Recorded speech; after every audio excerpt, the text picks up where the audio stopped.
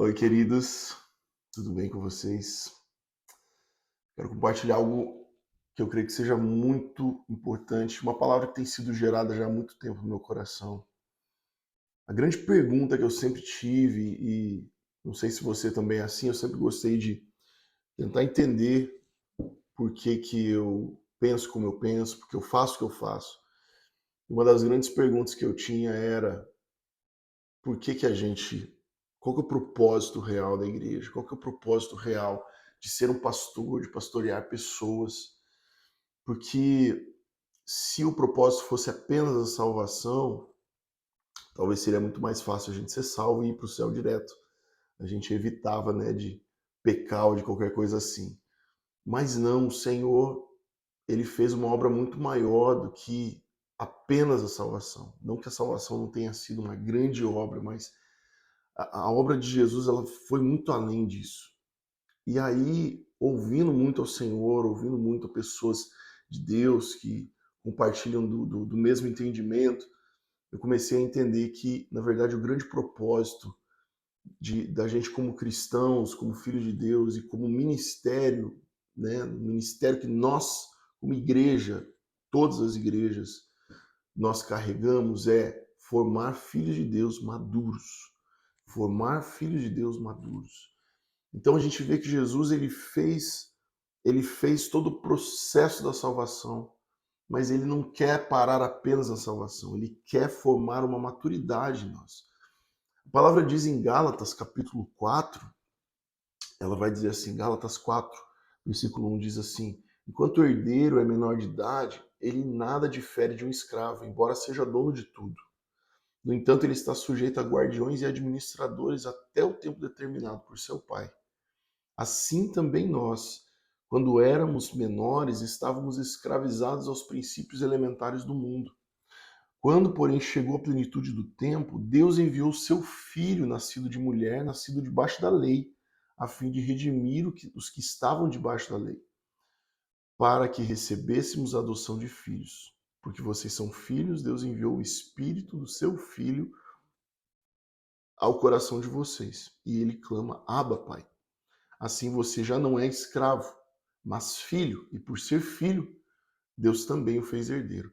Então a palavra nos diz assim que até que a gente tenha condição de assumir a nossa herança de maneira plena, e essa herança veio por meio de Jesus Cristo, a gente ainda estava sujeito a tutores, ou seja, enquanto nós ainda não temos condição de assumir a nossa herança, nós ainda, como menores de idade, ainda temos tutores.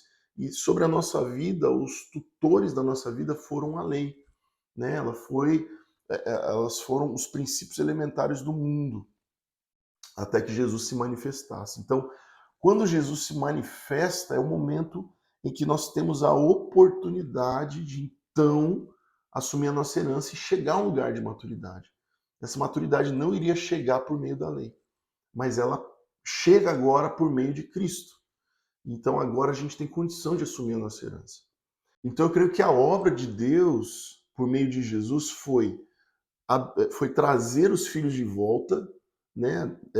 Trazer a sua criação, a condição de filhos por meio de Jesus. E agora, além disso, também gerar essa maturidade para que os filhos possam assumir a sua herança.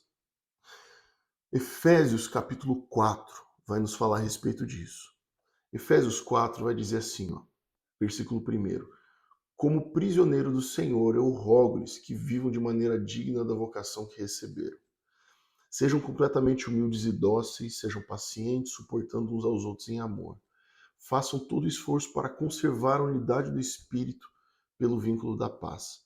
Há um só corpo e um só Espírito, assim como a esperança para a qual vocês foram chamados é uma só. Há um só Senhor, uma só fé, um só batismo, um só Deus e Pai de todos e sobre todos, por meio de todos e em todos. E a cada um de nós foi concedida graça, conforme a medida repartida por Cristo. Por isso que foi dito, quando ele subiu em triunfo às alturas, levou cativos muitos prisioneiros e deu dons aos homens. Quando eu vejo isso, eu consigo entender o seguinte, que Jesus ele veio, fez essa obra, ele se revelou, ele se mostrou, E ele fez todo esse processo de restauração do homem, trazer o homem agora de volta a um lugar de salvação e de relacionamento novamente, conexão com Deus novamente, por meio de Cristo. Agora, quando ele termina falando ali no versículo 7, ele fala: olha, ele subiu em triunfo às alturas, levou cativos muito prisioneiros e deu dons aos homens. Veja a conexão que ele faz entre uma situação e outra. Ele fala, ele fez o processo de restauração, porque o levar cativos muito prisioneiros é uma representação daquilo que acontecia no ambiente de guerra. Quando alguém conquistava, quando um rei conquistava uma cidade, ele levava prisioneiros como se fossem troféus de guerra para fazer parte agora do seu reino. Então o que Deus está falando ali, através das palavras de Paulo, é ele fez o processo de carregar o homem junto com ele. Ele carregou o homem caído, agora salvo junto com ele, levou os prisioneiros. Tanto que Paulo ele referencia a ele mesmo como prisioneiro de Cristo, lá no início, no versículo 1, como prisioneiro do Senhor. Ou seja, eu faço parte também desses prisioneiros que foram levados cativos junto com Jesus. Mas ele continua dizendo, e deu dons aos homens. Então, uma coisa está conectada à outra. O que Paulo está dizendo aqui é: Jesus não somente pagou o preço para libertar os cativos e para levar os prisioneiros, para levar os que antes faziam parte de um império, agora para este reino. Ele não somente pagou esse preço todo e levou o homem agora para um lugar de salvação, mas ele também deu as condições por meio dos dons. Ele deu as condições para que o homem fosse aperfeiçoado na sua salvação. Olha isso aqui. Porque ele vai continuar. Olha o que ele vai dizer no versículo 11. Ele vai dizer: ele designou alguns para apóstolos, outros profetas, outros evangelistas, outros pastores e mestres. Aqui a gente vai ver os 5 ministérios, e é sobre isso que eu quero falar. Com o fim de preparar os santos para a obra do ministério, para que o corpo de Cristo seja edificado, até que todos alcancemos a unidade da fé e do conhecimento do Filho de Deus, e cheguemos à maturidade, atingindo a medida da plenitude de Cristo. Então, olha só o que a gente vê. A gente vê aqui que além da salvação, levando cativos prisioneiros, além da salvação, ele deu dons aos homens, para que os homens pudessem edificar a igreja, para que a igreja pudesse ser, além de salva, transformada também. Então Deus não deu apenas um caminho de salvação, mas ele deu também os dons para que essa salvação, para que essa maturidade fosse alcançada, para que essa salvação fosse aperfeiçoada. Ele fez tudo, ele fez todo o caminho. Ele não somente te deu a salvação, mas ele te deu os meios para que você pudesse também assumir sua herança, para que você pudesse aperfeiçoar essa salvação, aperfeiçoar e ser amadurecido na sua salvação. Olha que poderoso que isso é. Olha o que a gente vê Deus fazendo por meio de Jesus. Olha a obra que Jesus fez. Ele não somente te salvou, mas ele também deu dons aos homens, para que os homens, através dos dons que ele mesmo deu para os homens, a igreja, nós pudéssemos ser aperfeiçoados. Porque ele continua dizendo, o fim de todo esse trabalho, de todos esses dons, é que a igreja seja edificada, para a edificação dos santos para a obra do ministério. Então, na verdade, quem trabalha de verdade é a igreja, são os santos. São eles que vão desenvolver o ministério. Então, se você olhar, talvez você teve um conceito, como em muitos dos meus conceitos, e a forma que eu via no passado, era que os dons, né, eu precisava me encaixar em algum desses dons para que eu pudesse ter alguma relevância. Eu precisava me encaixar em algum desses dons ministeriais ou desses 5 ministérios para que eu tivesse alguma relevância no reino de Deus. E outra coisa que a gente via era que estar num desses lugares era um lugar de honra, era um lugar de privilégio, não de honra, porque honra existe, mas era um lugar de privilégio, como se o fato de eu ser intitulado um apóstolo, ou um profeta, ou enfim, era como se fosse um privilégio, Esse lugar te dava privilégios para que os outros te servissem. Mas o que a gente vê, a grande verdade e realidade, é que esses ministérios, eles são os maiores servos da igreja.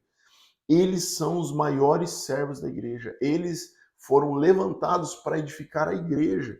Então, esses títulos, esses homens, esses dons, o único propósito deles é servir a igreja, para que a igreja seja estabelecida, para que a igreja seja ferramentada, para que a igreja seja edificada, para que a igreja possa desenvolver o trabalho, para que a igreja possa manifestar o reino de Deus. Então, eles são os maiores servos da igreja. Os 5 ministérios são os maiores servos da igreja. Então, veja, somente com o ensino balanceado desses 5 ministérios, desses 5 dons, é que a gente vai realmente conseguir chegar nesse lugar de edificação, de maturidade para o ministério. Para chegar ao quê? Para chegar à maturidade. E o que é a maturidade? Aqui a gente vê no final desse versículo, a gente vê, para que alcancemos a unidade da fé e do conhecimento do Filho de Deus e cheguemos à maturidade, atingindo a medida da plenitude de Cristo. Agora veja, o que é a maturidade? A maturidade é a medida da plenitude de Cristo. O que a gente consegue entender é que Jesus, ele não é apenas um referencial de maturidade. Ele não é só um exemplo de maturidade. Jesus Cristo é a manifestação da maturidade. Jesus Cristo é a totalidade, a plenitude da maturidade que o homem pode chegar. Então Jesus, ele não é só um exemplo, ele não é só um modelo a ser seguido, não é um grande homem que é um grande exemplo. Ele é a maturidade. Então, se a gente quer chegar ao ápice da maturidade que nós podemos chegar como seres humanos nessa terra, nós vamos chegar à medida da plenitude de Cristo. Ele é a maturidade. Então, se Jesus é a maturidade, primeiro que nós entendemos que esses 5 ministérios, eles não são aleatórios. Esses 5 ministérios que são revelados ali são manifestados de maneira plena em Jesus. Então, estes 5 dons que nós estamos vendo ali são 5 dons que são revelados em Cristo de maneira plena. Tanto que eles foram separados, homens foram dados dons aos homens para que eles pudessem ensinar a igreja a respeito desses 5 dons, mas que são plenamente manifestados em Jesus. São plenamente completados e manifestados em Jesus. Então, se nós olhamos para Jesus, nós vamos ver esses 5 dons sendo manifestados de maneira plena, completa. Jesus é o padrão mais alto de maturidade. Ele é a própria maturidade, ele é a plenitude. A plenitude da maturidade é a estatura de Jesus, é a estatura de Cristo. Então a gente vai ver esses 5 dons sendo manifestados de maneira plena nele. Então vamos lá, a gente vai pegar esses 5 dons e a gente vai entender agora nessa outra perspectiva, não apenas como um ensino, não apenas como uma teologia, mas entender onde que a gente vê Jesus. Se você pegar a sua Bíblia e você começar a ler e ver Jesus se manifestando, fazendo, e se você desafiar a si mesmo a conseguir perceber quando que ele estava manifestando qual dom, nos momentos em que ele está agindo, nas palavras dele, você vai conseguir identificar os dons sendo manifestados. Ele manifestando de maneira plena cada um deles, às vezes até 2 dons ao mesmo tempo. Você vê Jesus atuando, Jesus agindo, a forma que ele agia, e você consegue perceber ele manifestando esses dons de maneira plena. Então a gente tem os dons. O primeiro dom que é citado na palavra, ali em Efésios, é o ministério apostólico, o dom apostólico. Então, ele fala a respeito daquele que é enviado, daquele que vai à frente. Ele sempre vai estar muito ligado, o ministério apostólico, a fundamentos. Ele sempre vai tocar muito profundamente nos fundamentos da fé, nos fundamentos da igreja. Ele sempre vai tocar profundamente naquilo que é a base da sua fé. Então, muitas vezes, ele vai tocar de maneira profunda naquilo que é a estrutura da tua fé. Às vezes não vai ser nem um grande professor, né? Mas ele vai, quando ele fala, ele vai tocar em coisas profundas que vão te fazer repensar, que vão te fazer avaliar, e ele é aquele que vai à frente, aquele que vai estabelecendo os fundamentos, aquele que vai estabelecendo os princípios. Hebreus capítulo 3, versículo 1, vai nos dizer que Jesus, ele é o grande apóstolo e o sumo sacerdote da nossa confissão. Então, o próprio livro de Hebreus reconhece Jesus como o apóstolo, como o grande apóstolo. E foi ele realmente quem estabeleceu todos os fundamentos da igreja. Ele estabeleceu a igreja, ele estabeleceu os apóstolos para que os 12 apóstolos pudessem fortalecer os fundamentos e estabelecer a igreja de maneira plena.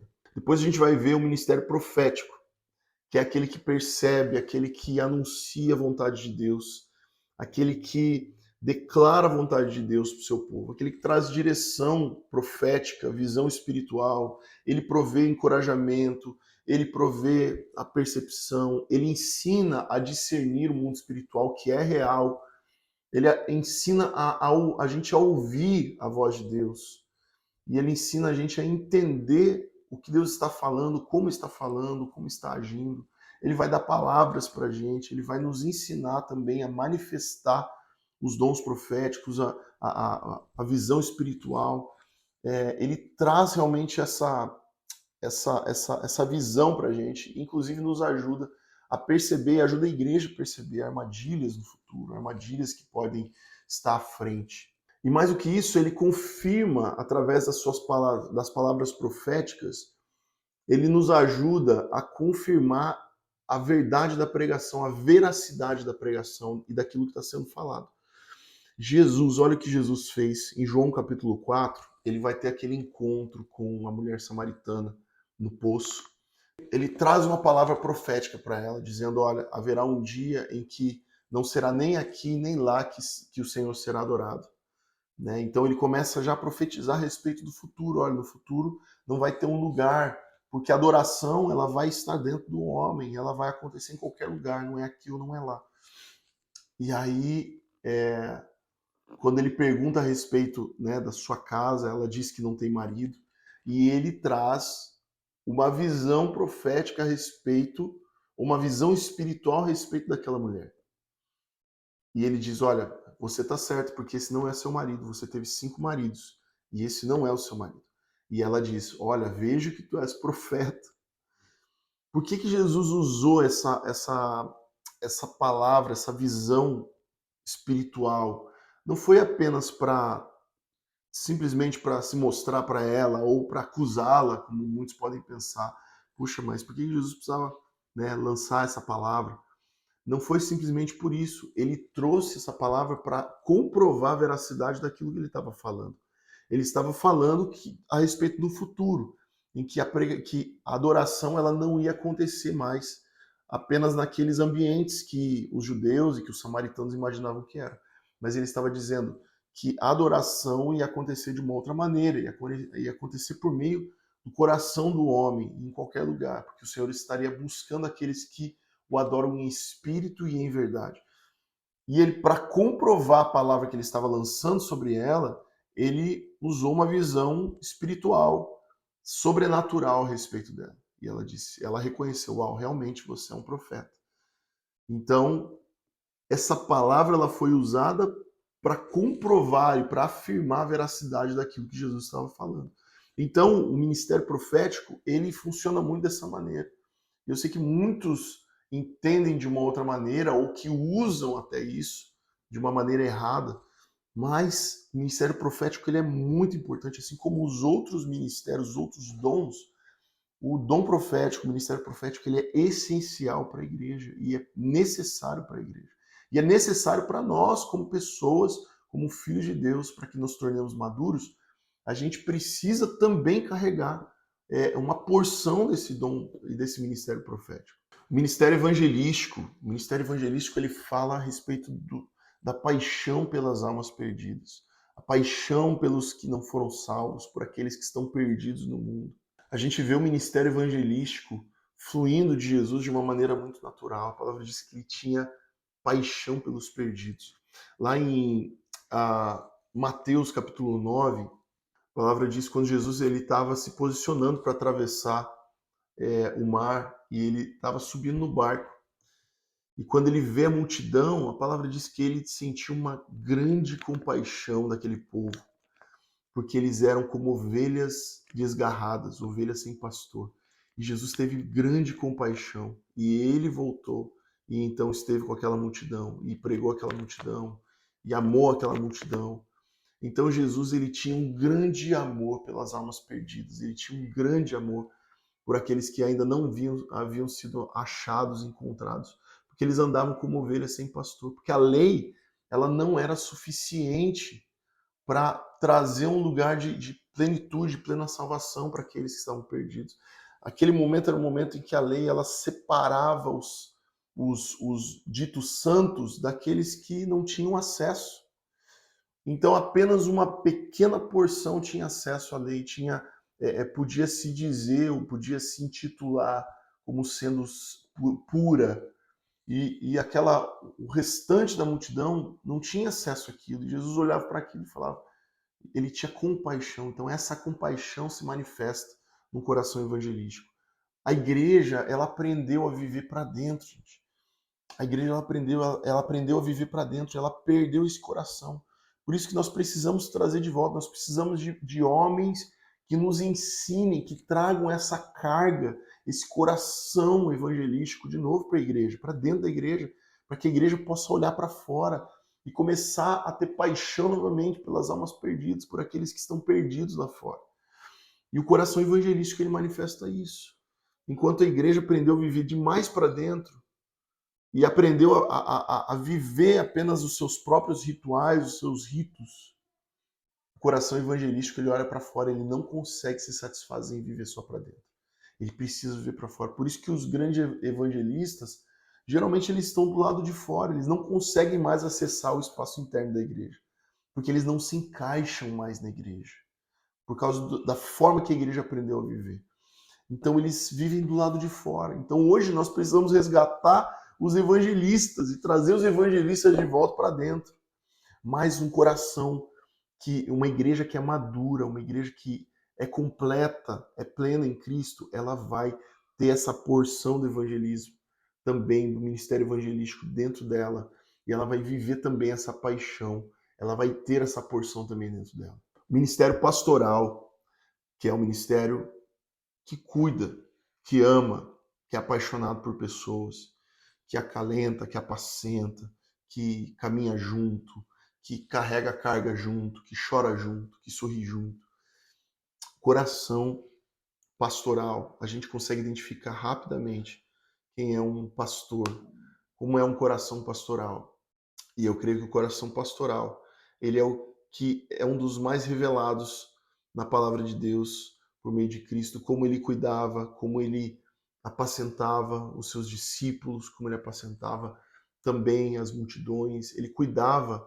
Então você vê a conexão do ministério evangelístico com o ministério pastoral, no momento em que ele estava caminhando com os doentes, que ele estava caminhando com os impuros, com as prostitutas, com os perdidos, e os fariseus ficavam horrorizados, e Jesus, ao mesmo tempo que estava evangelizando, ele também estava pastoreando aquelas pessoas. E aquelas pessoas estavam se tornando os grandes evangelistas, porque Jesus falava, olha, não fala para ninguém isso aqui que aconteceu. E eles saíam e contavam para todo mundo. Então eles eram os grandes evangelistas que Jesus estava levantando através do seu coração evangelístico e pastoral. Era o que ele estava fazendo, cuidando deles, e ao mesmo tempo sendo apostólico, porque ele, ao mesmo tempo que ele cuidava e fazia isso, ele também enviava eles. Ele também enviava eles para que eles pudessem também manifestar o reino de Deus para aqueles que também estavam perdidos. A gente vê em João capítulo 10, capítulo 10 inteiro de João vai falar, referenciar Jesus como sendo o bom pastor, né? Que ele é o bom pastor e que as ovelhas reconhecem a voz do pastor. Então, o grande pastor é Jesus, gente. Jesus é o pastor. E as suas ovelhas reconhecem a sua voz.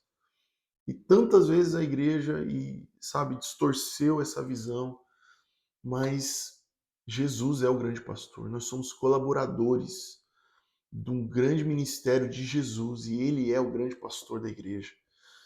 Então, esse coração pastoral, ele é necessário e ele precisa ser gerado em nós. Ele precisa ser gerado no coração de todos nós. Assim como também o ministério do mestre. Ele é um ensino profundo das verdades de Cristo e do reino de Deus. Só que ele ensina com vida, ele gera transformação de mente. Mateus 5, capítulo 1 vai falar a respeito disso.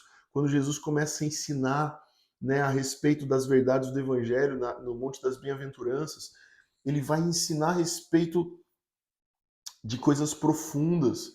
Ali ele está atuando tanto como apóstolo, trazendo fundamentos, como mestre, também ensinando coisas profundas, trazendo ensinos profundos, mas ensinos com vida, que trazem transformação de mente, mudando a mente e o coração dos homens. Então a gente vê todos esses ministérios atuando, e qual é o perigo disso? De nós não termos essa base toda. Sabe o que acontece? Muitas vezes a igreja aprendeu a viver, ou nós como cristãos, a gente aprendeu a viver baseado apenas em um e valorizando apenas um dom. Ah, porque eu só ouço o mestre, eu só aprendo através do mestre, e aí você acaba desprezando os outros dons que são necessários e que não há como chegar à maturidade sem os outros dons. A gente precisa entender isso. Não há como chegar à medida da plenitude de Cristo sem todos esses dons, sem todos esses ministérios serem manifestados em nós. E aí, não, porque eu sou focado mais no mestre, eu aprendo mais com o mestre.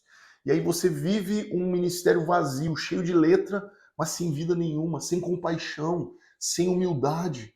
Não vive nada disso. Ou, porque eu foco apenas no profético. E aí você não tem base bíblica, você não tem fundamento. Porque eu sou só pastor. Então você só cuida daquele teu pequeno rebanho e você não olha para aqueles que estão lá fora. Porque eu sou só evangelístico, o meu foco é evangelístico. E aí você salva vidas, mas você não tem como pastoreá-las, você não tem como ensiná-las, você não tem como ensiná-las a ouvir Jesus. Você vive tudo isso, mas você não tem um ministério apostólico. Você sempre vive com elas dentro do teu rebanho, você nunca vai enviá-las para fora. Uma igreja madura, uma igreja, ela precisa ter todos esses dons, todas essas porções de ensino manifestas dentro dela. Ela precisa ter todas essas porções, porque ela precisa de ensino profundo, ela precisa ouvir a voz de Jesus.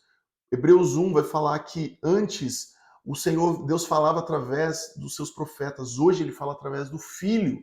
Então é através do Filho, através de conhecer Jesus, que nós vamos ouvir as direções de Deus. E é um ministério profético que nos ensina a ouvir Jesus. Nós precisamos ouvir Jesus.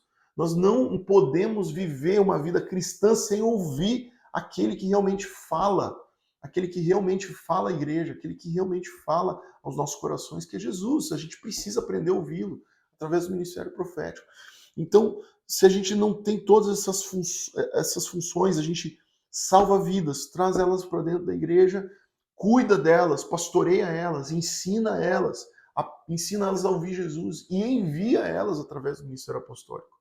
Elas precisam ser enviadas para que elas possam também trazer, formar discípulos, formar filhos maduros também. Mas como que vai se formar se a gente não tiver toda essa porção, todo esse ensino, toda essa carga de ensino que uma igreja madura precisa? E aí a gente se pergunta, será que é possível chegar nesse lugar? Sim, é possível chegar nesse lugar. A gente vai ver em Paulo falando isso em todas as suas cartas, em todas as suas palavras, a gente vai ver a mesma manifestação que a gente vê nas palavras de Jesus. A gente vai ver elas sendo replicadas através das palavras de Paulo. A gente vai ver esses dons sendo manifestos através das palavras de Paulo. Como Paulo agia, como ele se posicionava, como era o coração dele, a gente vai ver através das suas cartas. E mais, a gente vai ver em Filipenses, capítulo 3, versículo 10, olha só, ele vai nos dar a chave, ele vai nos dar a chave de como que nós chegamos, como que nós vamos caminhar em direção a essa maturidade.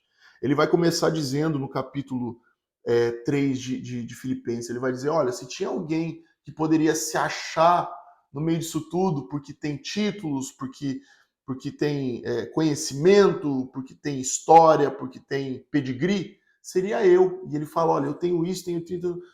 E no final ele fala assim, mas eu escolhi abrir mão de tudo isso por amor a Cristo. Eu abri mão de tudo e considero isso tudo como esterco para conhecer a Cristo. E ele continua dizendo no versículo 10, o que eu quero de verdade? Eu quero conhecer Cristo. Essa é a chave. Qual é a chave para nós sermos maduros? Conhecer a Cristo. Receber essas porções por meio de Cristo e conhecer a Cristo. Eu quero conhecer Cristo. Eu quero conhecer o poder da sua ressurreição e participar dos seus sofrimentos, tornando-me como ele na sua morte, para que de alguma forma alcance a ressurreição dentre os mortos. Não que eu já tenha obtido tudo isso ou tenha sido aperfeiçoado, mas prossigo para alcançá-lo, pois para isso também fui alcançado por Cristo. Irmãos, não penso que eu mesmo já o tenha alcançado, mas uma coisa eu faço, esquecendo-me das coisas que ficaram para trás e avançando para as que estão adiante, prossigo para o alvo, a fim de ganhar o prêmio do chamado celestial de Deus em Cristo Jesus. Então, Paulo ele dá a chave aqui para a gente. Ele fala: olha, eu quero conhecer Cristo. Eu abri mão de tudo isso. Abri mão de todo o meu conhecimento, de todos os meus títulos para conhecer a Cristo, porque é nele.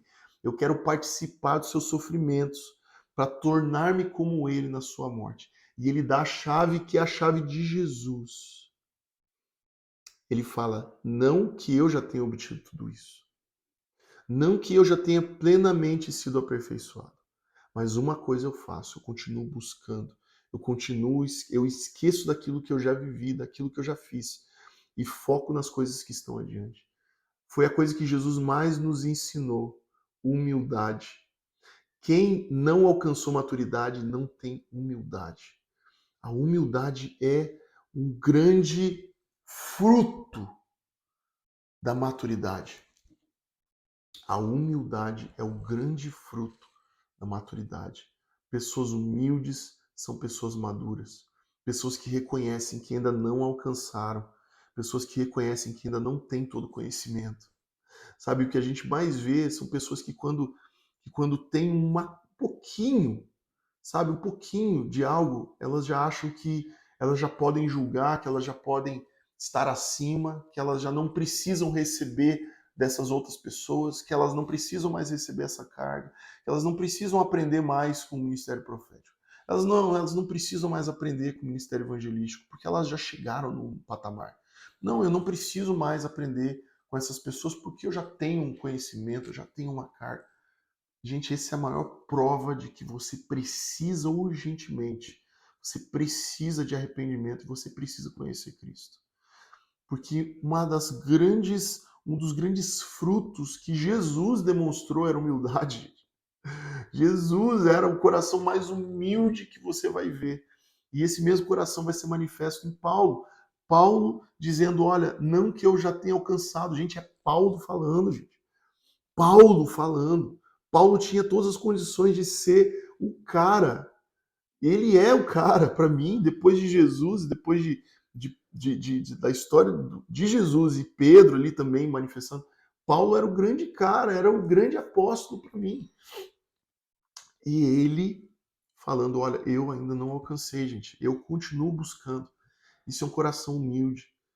Onde que o nosso coração se perdeu? Onde que ele se fechou para receber de outros ministérios, para receber essas outras cargas? Onde que a gente achou que a gente já alcançou um lugar que a gente já pode, não precisa mais receber de outros, que a gente não precisa mais, que a gente já desconsidera os outros ministérios? Não tem como chegar em maturidade, não tem como alcançar maturidade sem receber essas 5 porções que são manifestas plenamente em Jesus. Não há como chegar à maturidade. Então, se a gente em algum ponto a gente perdeu o coração, e é isso que eu quero chamar você, no final de tudo, versículo 14 de Efésios 4, que foi a base do que a gente está falando, ela vai dizer, o propósito de tudo é que não sejamos mais como crianças, levados de um lado ao outro pelas ondas, nem jogados para lá e para cá por todo vento de doutrina, ou pela astúcia e esperteza de homens que induzem ao erro. Antes, seguindo a verdade em amor, cresçamos em tudo naquele que é a cabeça, Cristo. Cristo é a cabeça. 16. Dele todo o corpo ajustado e unido pelo auxílio de todas as juntas, cresce e edifica-se a si mesmo em amor, na medida em que cada parte realiza a sua função. Então, o propósito disso tudo é que a igreja seja amadurecida a tal ponto em que ela possa edificar a si mesma, ela possa crescer de maneira madura e a igreja possa edificar a si mesma. Imagine que lindo, uma igreja que edifica-se a si mesma, uma igreja que edifica-se, que uns edificam aos outros, em que cada um reconhece o seu lugar, que cada um auxiliado uns aos outros, uns pelos outros, eles podem crescer juntos, podem manifestar juntos, cada um manifestando o seu dom, todos recebendo cargas de ensino desses 5 ministérios, que possam auxiliar uns aos outros e crescer juntos. Isso é uma igreja plena, é uma igreja completa. E essa igreja que Jesus está formando, uma igreja madura, uma igreja sem rugas, sem máculas, uma igreja santa. É essa igreja que Jesus está formando. Uma igreja que edifica-se a si mesma. E isso é o que eu creio que é a plenitude da igreja nessa terra. Uma igreja que edifica-se, cresce e edifica-se a si mesma. E eu creio que isso é possível. Isso vai acontecer e já tem acontecido. Muitos de vocês já têm manifestado os dons do Senhor que estão sobre vocês. E o Senhor quer fazer mais. Mas onde que em algum ponto a gente parou de crescer? Onde que em algum ponto a gente parou de ouvir e receber uns dos outros? Receber dos outros ministérios? Onde que a gente se fechou? Às vezes, o que eu vejo muito é que às vezes a gente se fechou. Muitas pessoas têm história de que se fecharam quando receberam uma palavra profética que foi atravessada. Eles se fecharam para o ministério profético. Eles rejeitaram o ministério profético. Eles rejeitaram o ministério evangelístico porque às vezes alguém os feriu nesse processo.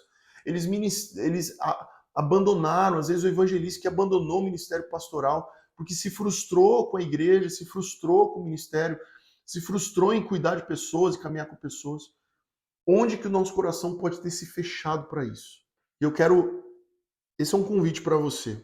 Quero que você realmente ore ao Senhor. E 2 coisas eu quero deixar aqui. Primeiro, você precisa entender que você não vai ser plenamente maduro se você não tiver esses 5 ministérios. Então, permita que pessoas falem ao seu coração. Permita que esses 5 ministérios falem ao seu coração e edifiquem você. Porque você nunca vai ser plenamente maduro se você não tiver essas 5 porções dentro de você. Nós precisamos dessa carga. Nós precisamos de todo esse ensino, de todos esses ministérios. Se você, de repente, se fechou para algum deles, eu quero pedir para que você ore ao Senhor e que você permita que o Senhor sonde o seu coração e cure você dessa ferida que te fechou para um desses ministérios. Ou que talvez te concentrou em apenas um deles e te fechou para todos os outros. Você precisa de tudo isso, de todos esses ministérios, de todos esses dons que Deus deu ao homem e que são manifestos plenamente em Jesus, para que você seja pleno, completo e maduro em Cristo. Que Deus te abençoe e que o Senhor te dê graça para que você possa realmente receber do Senhor. Em nome de Jesus. Eu quero orar com você, Senhor. Eu oro para que os teus filhos possam, Senhor, entender essa palavra e permitir que ela sonde e entre no profundo do coração, Jesus. Para que esses dons eles possam ser manifestados, para que a cura venha sobre o coração dos teus filhos, Pai. Para que se existe algo ainda que os impeça de receber qualquer uma dessas porções, Senhor, que eles sejam curados, que eles se abram novamente e que eles entendam que somente por meio destes ensinos eles vão ser plenamente maduros em Cristo. Esse é o propósito da gente aqui, Senhor. Sermos filhos e sermos maduros. E somente maduros nós vamos poder alcançar e viver realmente a nossa herança de maneira plena. Esse é o propósito, Senhor. Sermos filhos maduros e criarmos filhos maduros para o reino de Deus. E sermos uma igreja plena, completa, onde crescemos e edificamos uns aos outros. Senhor, que o Senhor realmente traga consistência a essa palavra e realmente toque no profundo do coração dos teus filhos, Deus, para que eles entendam profundamente essa palavra e entendam e desejem viver essa palavra de maneira plena e completa. Em nome de Jesus, Senhor. Em nome de Jesus. Amém. Deus te abençoe. Seja cheio de Jesus.